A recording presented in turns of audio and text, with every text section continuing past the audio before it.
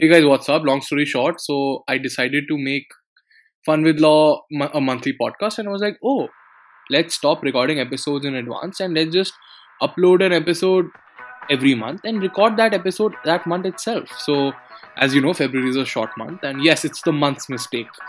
And there were some scheduling issues, and I couldn't record a fresh episode. And I'm only left with 3-4 episodes, so I'm a little picky with my guests and a little choosy. So, unfortunately, this month I'm not releasing Fun with Law episode. However, I was simultaneously working on another podcast called Fun with Life, and we are doing an episode on food addiction with Miss Sonam Jain. And I was planning to release it later, but today I met Sonam ma'am and she was like, "Hey, where's the episode that we recorded? Why haven't you uploaded it?" And oh, well, I felt quite guilty, so I'm releasing it today itself. And and I hope you like the episode. And please keep in mind that this is not a health advisory. Think of it as my appointment with ma'am, and you just got to witness it. And at no point of time we are trying to justify being fat or overweight. We are just trying to, understand consequences or causes of food addiction. And I hope you guys will like it. And please subscribe and like the episode, because when you do so, it helps the YouTube algorithm show my episode to more viewers. And when that happens, I am motivated to make better content, because then I know that more people are waiting to watch my content. So please. Hey guys, maybe I should start a podcast.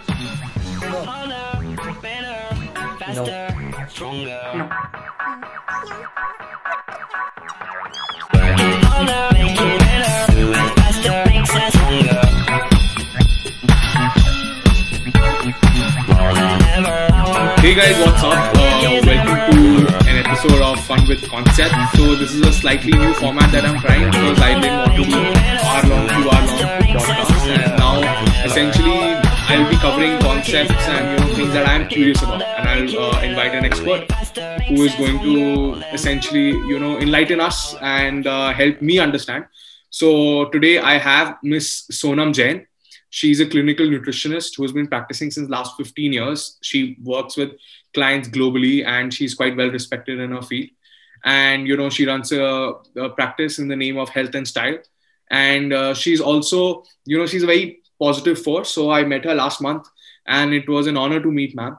And let's begin then. Today we are covering food addiction. I don't know if I am struggling with food addiction, but I do feel there are certain signs that I would like to know more about. And at no point in time, both of us are going to justify being unhealthy or being fat. So we might cover the causes and we might cover the consequences, but at no point being unhealthy is justified. And so let's start. And so ma'am, can we have a bit of your background? How are you? Thank you so much. I'm doing very well. It's lovely to speak to you right now. And I hope this entire conversation will help a lot of people and enlighten the lot of myths about food addiction. Yes. So I'm Sonam, as Jalas has just introduced me. I'm a clinical nutritionist and I love my work. I love working with all kind of people. Food is emotionally so much related to us, whether you are underweight, overweight, you're dealing with any kind of medical condition. Food plays a very, very important role. So my background is very different from where I started. I started my education from Shri Ram College of Commerce and I changed my line. And I'm very happy that I took that decision. And every single day I meet new people, new clients, and I learn so much more from them.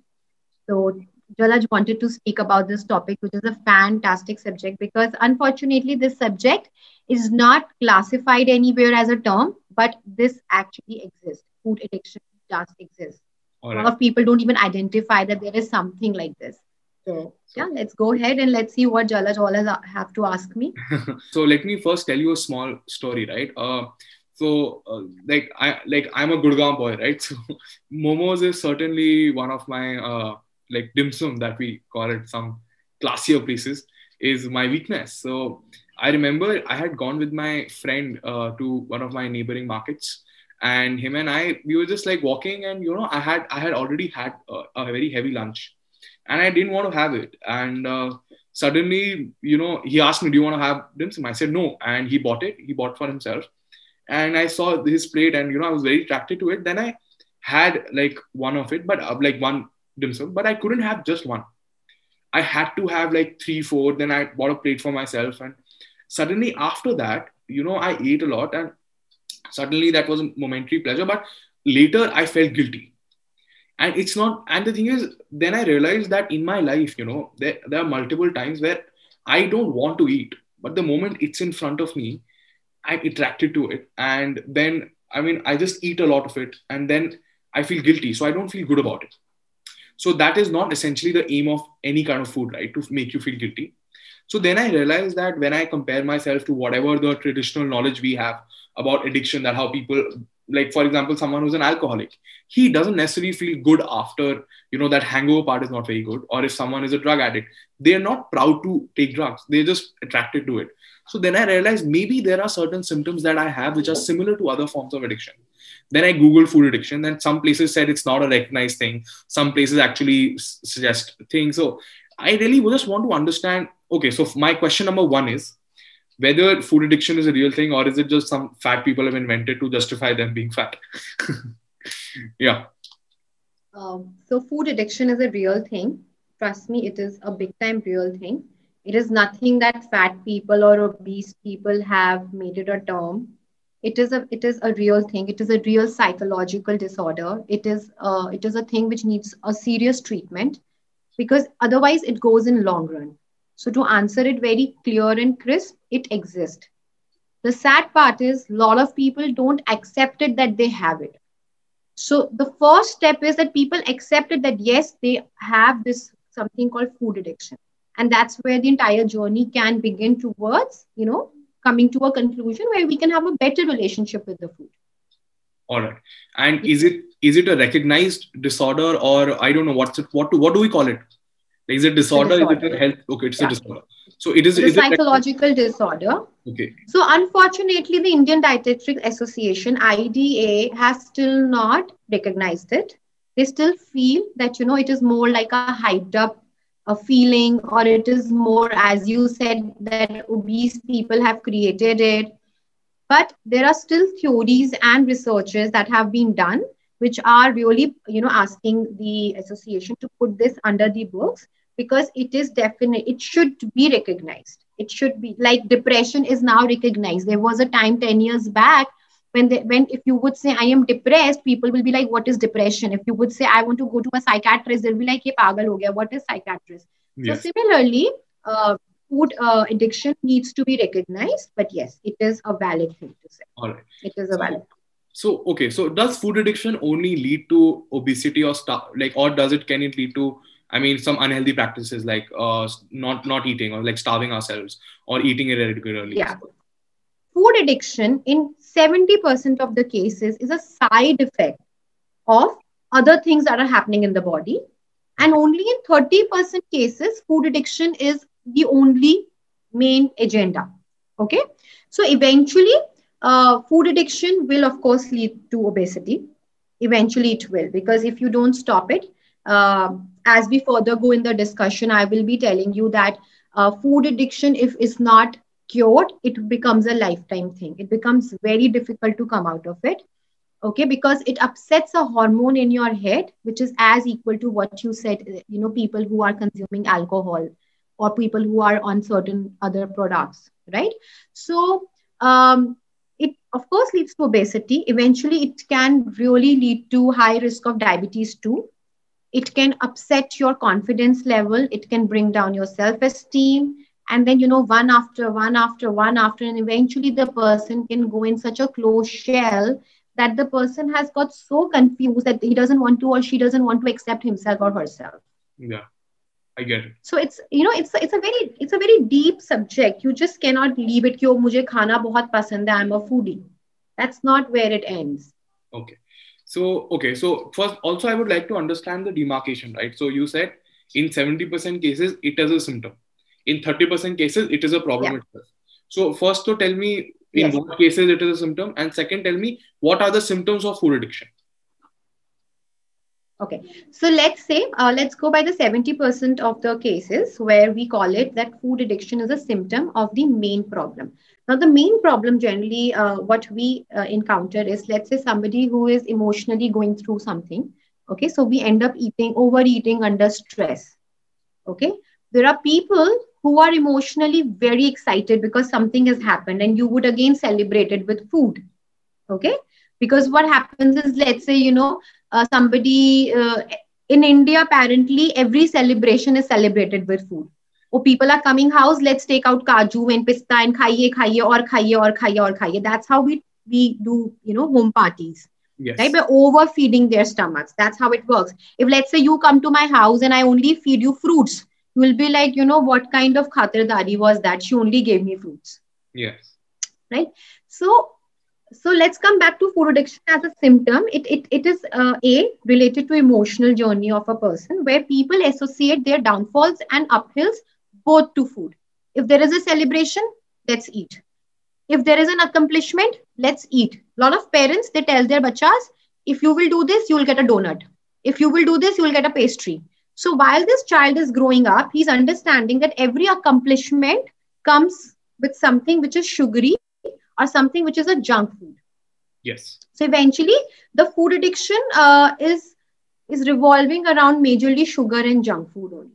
That is where, because maida and sugar, that's what it rush to the brain. You would never be food addicted to ghiya, tori, bindi, chila, oat, right? You would Yes. never say, oh, I overate ghiya, or I overate, something which is, we call it as healthy. So we need to understand, the first thing is that whenever we are seeing food addiction, it will revolve 100% around anything which is maida, fried, or sugar. Okay. Because all these three things, they rush to your brain, they give you a sugar kick. And that's where you get this thing, oh, you're feeling nice. And the moment it goes down, you get a dip and the guilt comes in. Oh, what did I do? Okay. Right? So, right. So, first is, I said, the emotional journey of a person, where food addiction becomes one of the criteria. Could be depression, could be overexcitement. That's dawat hai, right? Third is some people who are on steroids, heavy medication, food addiction becomes a side effect. So they are not hungry, but they feel they are hungry because their medication is like that. But that's again a very short-term thing till the time they are on those medicines or they are on those steroids, right? Yes. So this is where the major part comes. Now let's come to the 30% where food addiction in itself is the main problem. Right? So let's take a case where Mr. A is addicted to food, and whenever he sees food, though he knows his stomach is full, but seeing a particular item, let's say in your case, you said momos, or let's say in somebody else's case, it is a mithai or a meetha.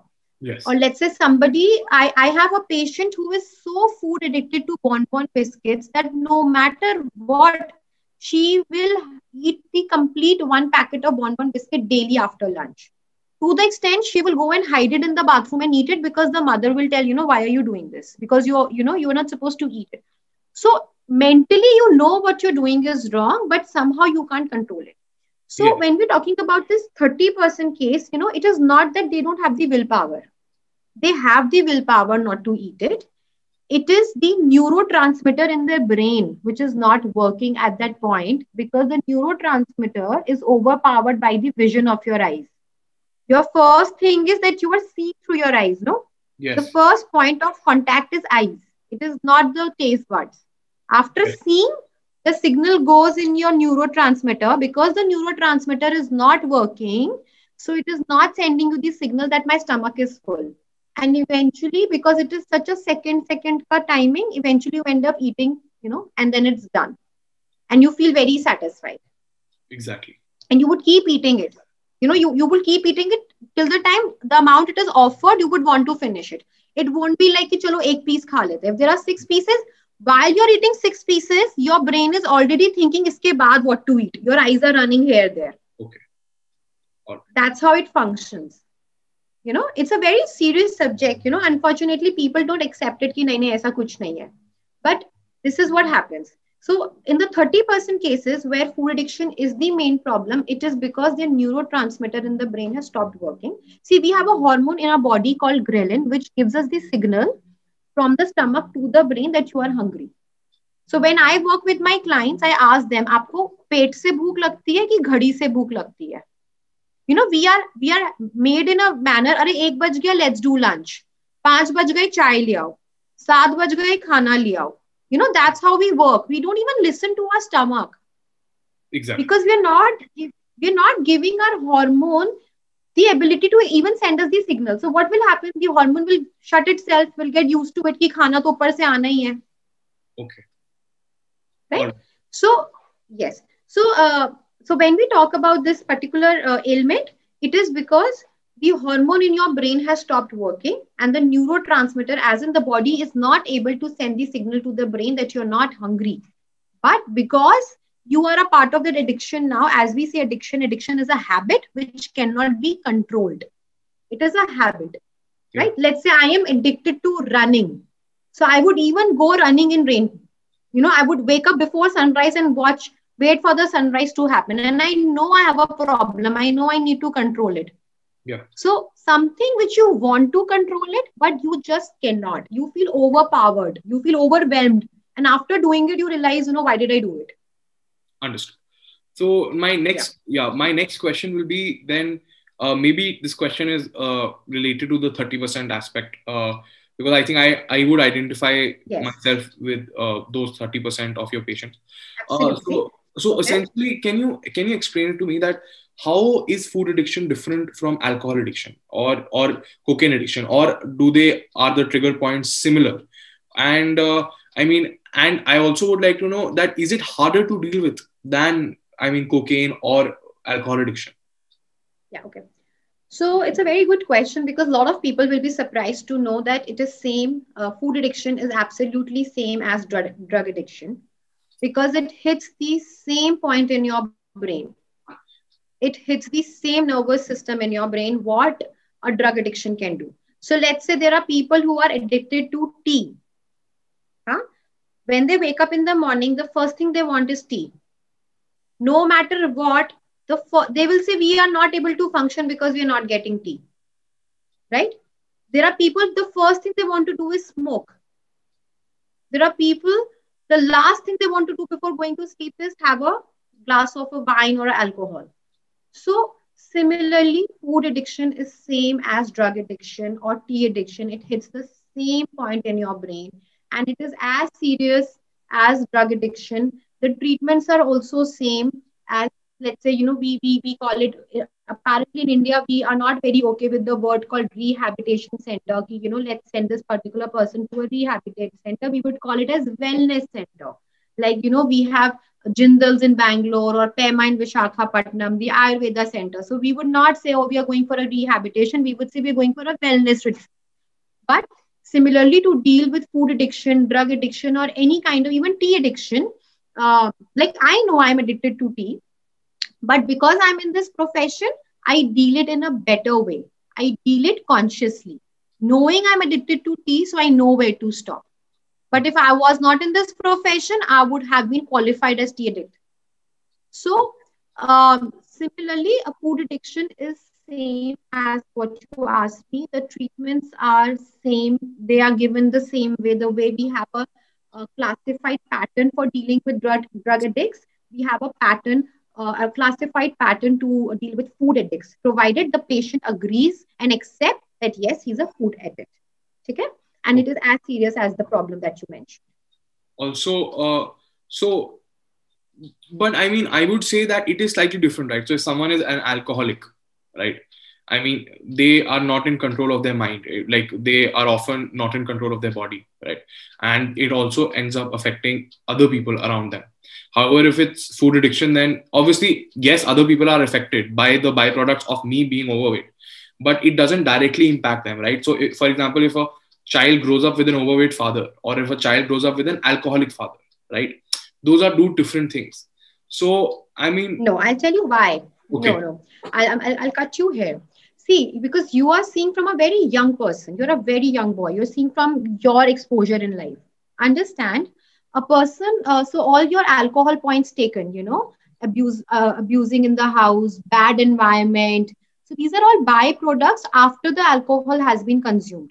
That is a very limited way of looking at it. Let's say there is a father who is a food addict, who is 110 kilos or 120 kilos. So the frustration and the irritation level of that father and his reactions will be same as that of an alcoholist. Okay. Right? And understand, because of overeating and not still feeling okay about it, his BP will rise. His cholesterol, his risk to heart diseases, it's just not weight. His entire way of dealing with things will not fall in place. So in Ayurveda, there is a term called Jaisa An, Vaisa Man. Yes. So I'll translate in English. The kind of food that you eat is the kind of person that you will become. Yes. Okay. So what happens is the way of outcome will be different, but they both are same. Trust me. Okay. I have seen cases where the father or the mother would end up eating child's food because they're so addicted. They would hide in the kitchen and eat it. And later they would call up and tell me, listen, yesterday, I did this and I'm so guilty about it that I ate mere bachche ka paratha and I gave bread to my child. Okay. Because in those friction of seconds, they can't control it. Okay. Understood. So the person who is over drunk, the spoiling of the environment is a very limited way of looking at it. Understand, if there is a person who's a food addict who had his dinner at 9 p.m. but he still is looking for food in the house, and there is let's say some dessert in the house and he's not getting it. Imagine the kind of frustration he will end up having. What will happen eventually? He might start consuming alcohol only to suppress his food addiction. So Okay. he might just become a further worst case of it. All right. There are people who actually harm also themselves, because they're not getting that kind of food. Okay. So that's very, it's very, I've never, it's good that I'm recording this. You probably must have not seen from this angle. Yeah, I have not. Because I mean, I know a lot of overweight people. I believe, in my family also I know, but I don't think so. There are severe cases. So now that's what I want to ask you. If a person is fat, right, and I'm saying disregard the person who's obese because of thyroid or because of any medical condition, that's different. But if a person is fat, because and that cannot be attributed to a medical condition, does that necessarily mean that person is addicted to food? No. Okay. In simple words, no. So when we take a client, the first thing that we ask is their medical condition. Okay.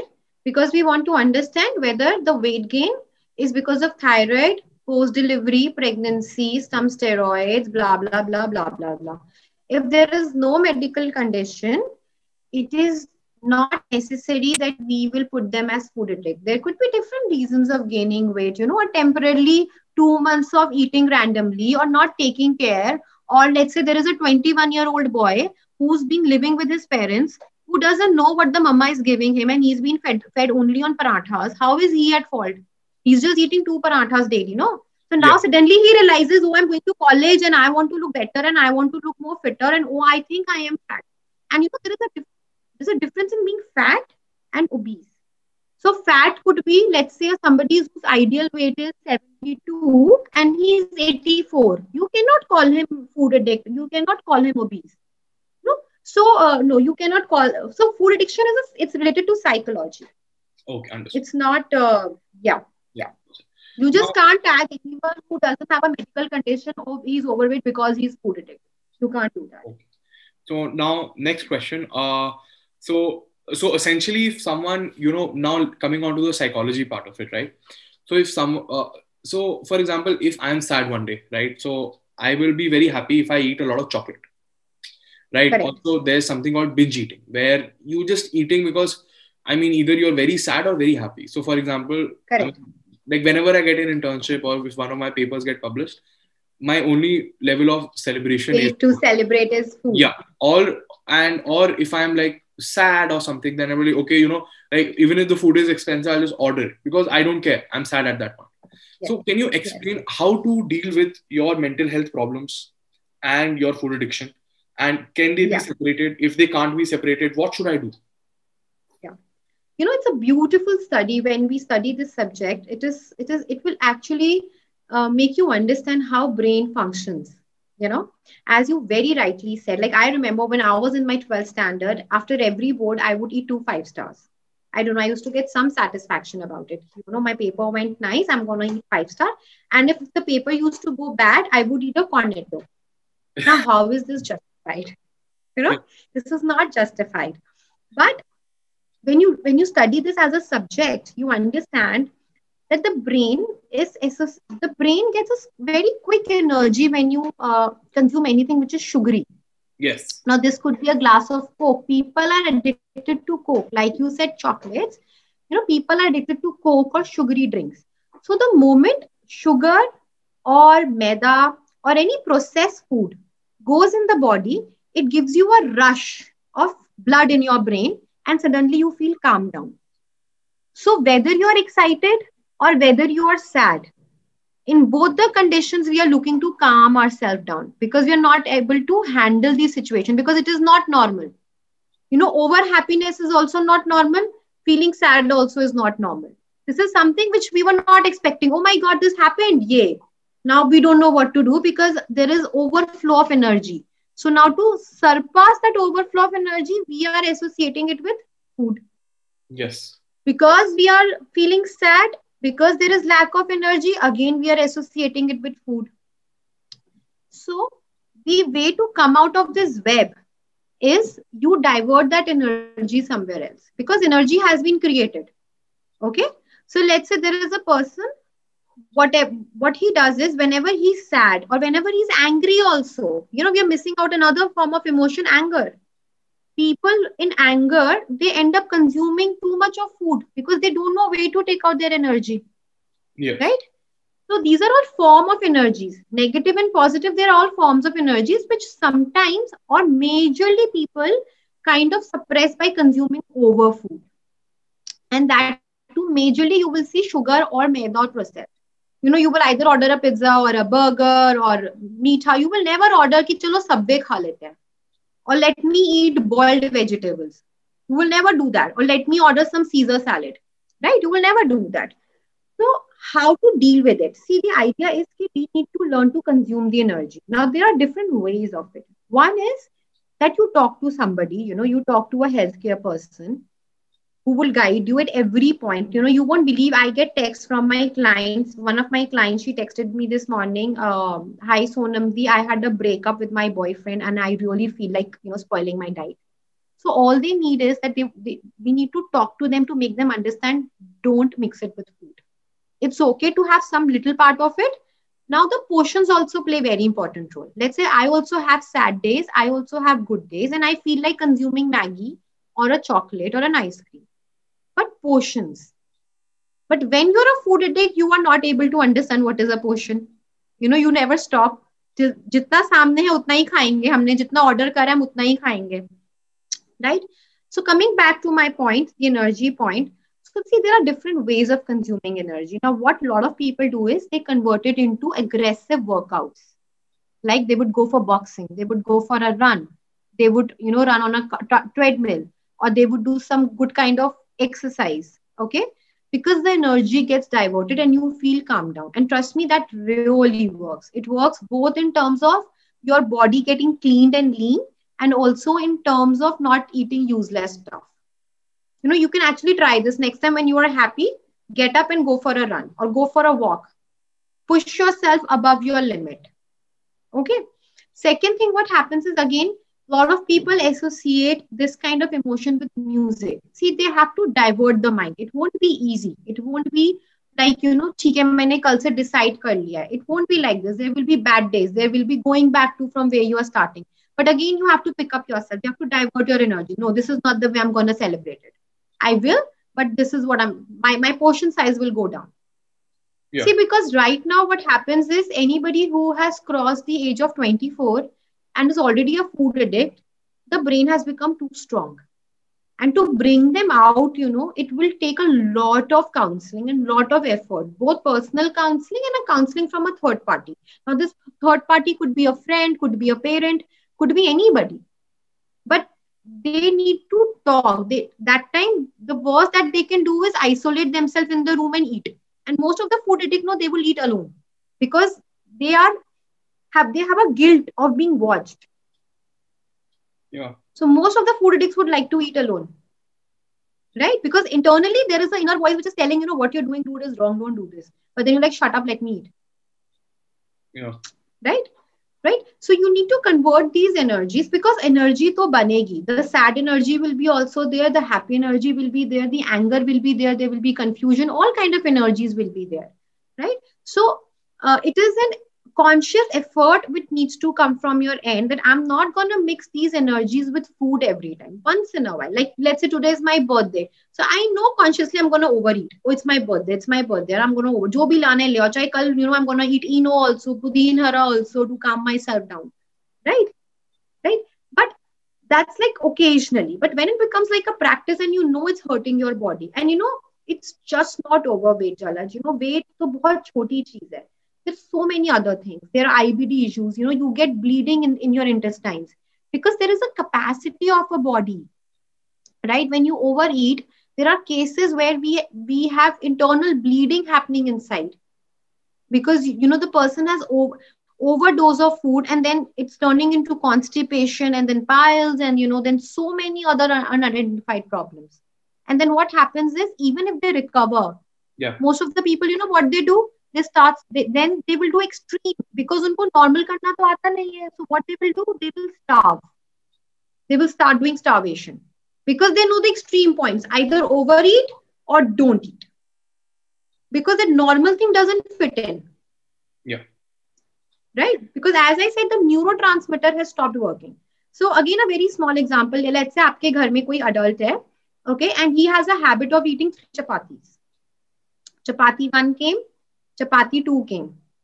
Although his stomach is full, he'll call the wife, तीसरी chapati आ रही है. The moment the 3rd chapati will come, he'll be like, हाँ मेरा पेट भर गया. So it is the mental block. But eventually, when he was a young man, that time he needed 3 chapatis. But once he's crossed 60, he doesn't need 3 chapatis. No, he's not working out that much. His body has gone down. So हम लोग vision से अपनी neurotransmitter को बंद कर देते हैं. Let's say you are very hungry and you ask your mom खाने में क्या बना है? She'll say हरी सब्जी. You're like, रहने दो, मुझे भूख नहीं है. Yeah. My little one will also do it. Mama, lunch में क्या बना है? Mama, I said dal chawal. Mama, I'm not hungry. If I'll say, beta, pizza bana hai. Mama, I'm very hungry. Abhi de do. Yeah. So these are the starting points where eventually, all these addiction or food disorder or food addiction comes into place. So essentially now in solutions, right? So I have 2-3 questions, right? Question number 1 will be, can the same programs that are given to, for example, there's an 8-step program, I don't know, 11-step, which a lot of drug addicts are used to, which is given in rehab, right? Number 1 is that. Number two question is, how do I basically fool this neurotransmitter that you spoke about? Okay. And question number 3 is point blank, right? I mean, so is it essentially that it all comes down to willpower?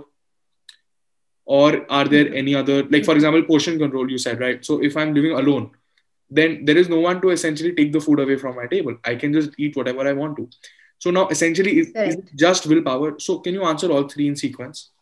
So the first point, yes, it is a step-by-step procedure, as you said, the 8 steps or the 12 steps, depending the intensity of the case, okay, and the age of the case and the other medical history of the case. Also, let's say you stay alone, whereas we have similar case staying with the parents or with the husband. So we know what kind of support system they have. So if we have a better support system at their end, we eliminate few steps, because we know there is someone to keep a check on them 24/7, right? But let's say if the person is staying alone, we know that there is no one to check. So forget about the portion. We don't even know the timings, that what timing is these portions going inside the stomach, right? Because timings also play very important role, because our body, our energies change with the timings, right? So it is same way for the drug addict as for the food addict, the same 8 steps go. Okay. Now, you asked me the second question about was the transmitter, the neurotransmitter. How do we work it? So I'll give you a very small example. Let's say somebody who is a patient of a depression. Okay. So eventually what will happen? The doctor will give them sleeping pills, or they do a lot of talks with them. They'll say, okay, come for the first session, come for the second session. Don't think about it. Divert your mind. Read these books. So they'll be like, okay, we'll do this. Eventually they'll see some change, but few of them might again take a U-turn and go back to from where they started, because that's become their comfort zone, right? So in case of food addiction, you have to actually fool your transmitter. You have to actually fool your neurotransmitter. So what you do is you remove all the junk food from your house, you know, because you know there is something which will come in front of you and you will not able to control it. So what you do, you will make sure that you will not keep any of the junk food in the house, because this is initial stage. Okay, so let's say you tell yourself for 1 month, I am not going to any marketplace when I'm going to eat all this place, or let's say I'm not going to that Momo market, or I'm not going to order from Swiggy for 1 month. I have to promise myself that I will not. So, okay, there will be frustration of the days, but every time you get frustrated, the next morning you will feel a lot victorious also. You will feel like, yes, I felt victory over it because I could handle it. It's the same feeling. It's an opposite feeling of guilt. So when you eat, you feel guilty. And when you don't eat and you are able to control it, you will feel very happy the next morning that, yes, I could do it. Okay. So you will have to put an effort, that is by masking and layering up your house and your environment. And that's how the neurotransmitter will start coming under your control and will start receiving the genuine signals of hunger. Right? And of course, we'll have to understand whether the patient has a particular timings when they overeat, because again, as I said, timings play a lot of role. A lot of people, they overeat at night. 11 baj gaye, pura din khatam ho gaya, they're done with the day. Now they'll get their packet of chips and Coke before they sleep. Okay? Or there are people who do this in the early mornings. The moment they would wake up, they would go in the kitchen and they would, eat everything. And the entire day they will spend in guilt. Yeah. So we need to understand what timing of the day is the patient doing such things.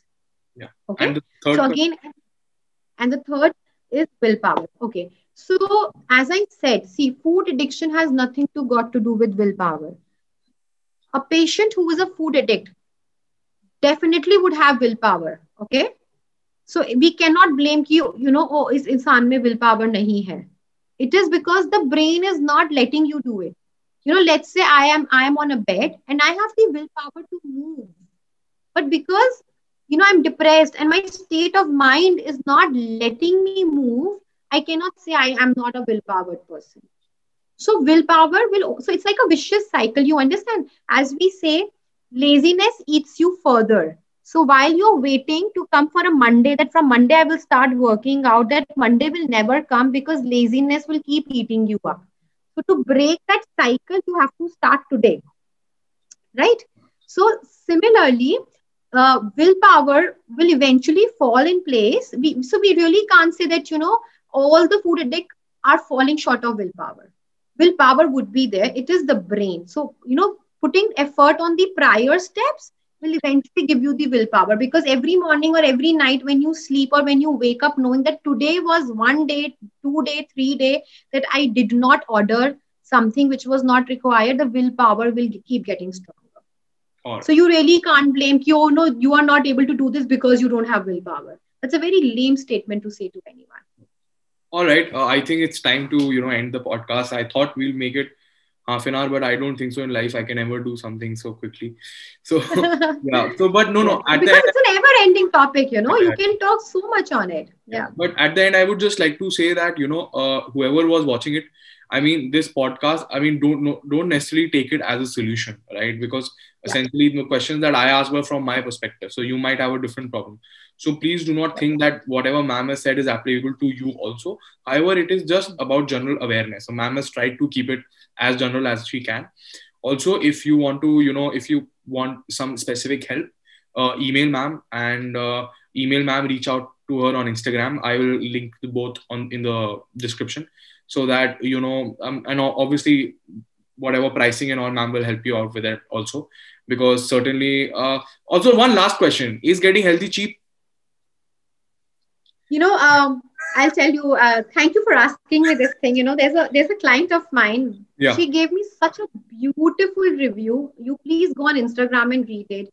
What she wrote? Yeah. I wish if you want, I can just read it. I mean, it's exact words and it's beautifully quoted. She said to me something that she was saving money all the time, thinking that I don't want to do diet.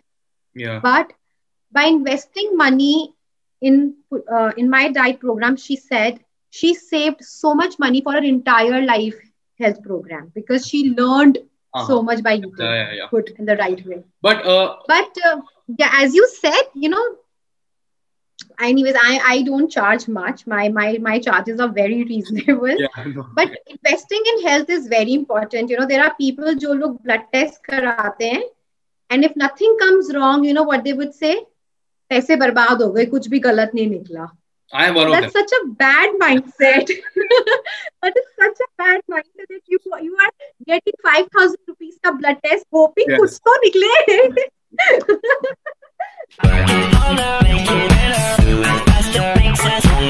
So I would just, so you have a very interesting journey, right? You are from SRCC, commerce background, and then you also did an MBA, you worked with Nike, and now, you're a clinical nutritionist. So clearly there are two parallels that are going on there. So tell me, 2-3 turning points. So I think my biggest turning point was, of course, when I got into Delhi University. It really helped me to groom as a person, meeting people from all over the states.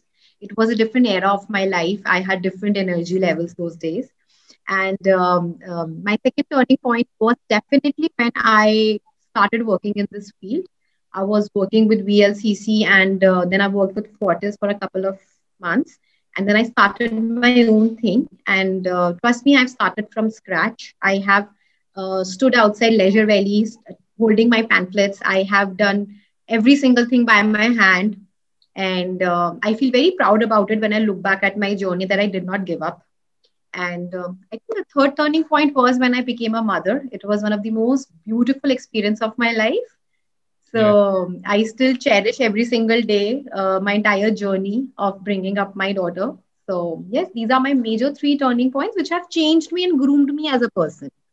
What was that trigger point that you became a nutritionist from a commerce person? So I'll tell you, while I was working with Nike, I wasn't very happy.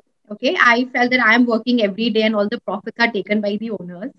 And so I always wanted to get into health industry, but because I was a basketball player in my school days, I was a district level player. So our school used to not allow people in sports to take science. So forcefully, I had to take commerce. But my nani, my grandmother, had fallen superbly sick when I was working in Nike, and I had a couple of rounds in hospital with her. And the only reason the doctor told us that she cannot be treated was because she was overweight. Yes. And it really hit me that how come such a happy person ended up being overweight and now cannot be treated. How is this justified? Or, because I looked always at her as a happy person, khate peete ghar ke log, khushi khushi rehna. So, and then a couple of other things happened in my family where everywhere everything came to weight. I myself, as a student, was on a healthier side, and I always justified it thinking it's all right. I am an SRCC product. I am topping my college. I am this, I am that. So all the food and the weight got layered up with my academics and my performance in other areas of my life. And then when it hit me, I really had to evaluate, and I wanted to understand food from the scratch, why and how food is affecting my body and why is this whole weight thing is coming up. So I did a lot of research and I tried to figure out how now I can get into professionally and study it. And luckily, there are a couple of universities in IGNOU and in Ahmedabad, which helped me to take up these courses. It was a 3-year full-time program. I did my studies there. And after that, of course, I did my intern. And since then, there is never looking back. And I cherish every single day of praising the food that I eat and explaining the theory behind maida to atta, that every single food group has a role to play in our body. So that was a turning point, when I saw my own family member dealing with it.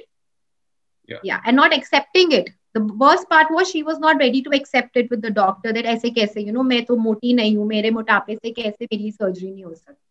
Yeah. So that entire conversation, that was a tricky point. Yeah. So now next question on the personal segment. How is it like running you said, no, you used to running an independent practice, you used to distribute pamphlets. Yeah. And, and what has changed during COVID? So has your clientele increased, decreased? What has happened? Yeah. Okay. So you won't believe, not many people know, I started working with 2 clients sitting on my bed with only 1 single laptop. Okay. And today, by God's grace, and I think probably for the love of my work, I have more than 5,000 clients. And I can say it very proudly that, I've worked every single day on every single client on a very customized and personalized level. And, COVID actually made me so busy with my work that I never thought I will become this busy in my life. Okay. So what happened because of COVID, initially there was a phase of month of April, where everybody took break, thinking it's a 15-day ka chutti, jo marzi khao, koi gym nahi, Sonam hame break de do, all that was happening. But then eventually, the whole healthcare industry, the concern about being healthy, not about thin or fat. It was about healthy. It was about immunity. Suddenly there was this big new word, immunity. Everybody wanted to know how to increase immunity. So yeah. COVID personally has really, really helped increase my work globally. I mean, I really don't get time, and I hope I can justify every single client that I pick up. So we don't go by numbers, because I am not running a big company where, we're just picking up people to increase the numbers on our files. So the people we work with very close analysis with them. So we work with them one-to-one basis, understanding their profile. So starting from 2 people sitting on my bed, today I have almost more than 5,000 clients, and I think I'm just thankful to God. So COVID has, of course, pushed my work because there is no social life. So I'm also taking work every day. So I'm working from morning 9 till probably night, and then I wake up at 4:30 a.m. So I work with my US clients at that time. So people actually end up asking me, do you sleep ever? So yeah. I'm worried when COVID will go away and the normal life will come back. How will I handle so much of work? Yeah.